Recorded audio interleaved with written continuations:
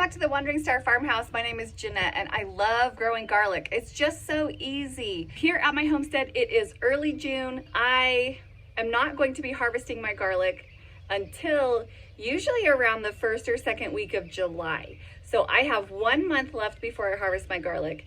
And this is the point in time when your garlic is putting on the most bulk, when your garlic is gonna plump up so you get nice big heads of garlic, nice plump cloves of garlic. And there are 3 things that I do for my garlic right now, either in May, the very beginning of June, to help the garlic to grow nice and big. The spring garden is going. It is in, it's growing. I have some hard nut garlic here and then some soft nut garlic over there.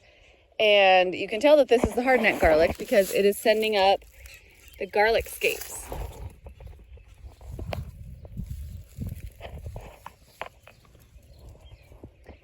Now this is actually a bud that will grow to have like a handful of garlic bulbils, little tiny bulblets. This is one of the ways that garlic reproduces, is by sending out this stalk. But we don't want that stalk to start developing. That the plant will put a lot of energy into developing that, so we are going to just cut these off.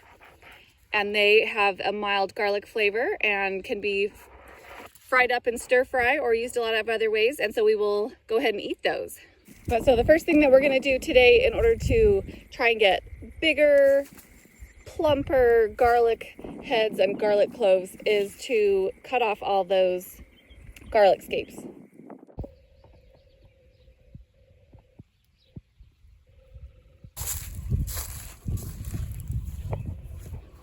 Now, the next task I'm doing right now in order to ensure large heads of garlic is I'm going to give my garlic a little feeding of liquid seaweed.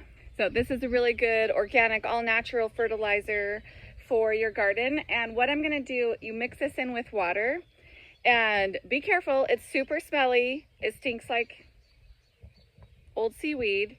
But start by giving it a good shake. And then in order to mix it up really well in the water, you put some water into the bucket first and then add this, and then you add more water to your watering can to agitate it and mix it up. But that just helps it mix together really nice. So now you're going to water with this just right over the top. Liquid seaweed is actually a good foliar fertilizer as well, like it's good on the leaves of things.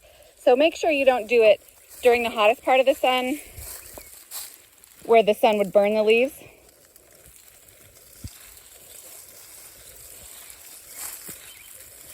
Anyways, your garden's gonna smell pretty funky until it all dries.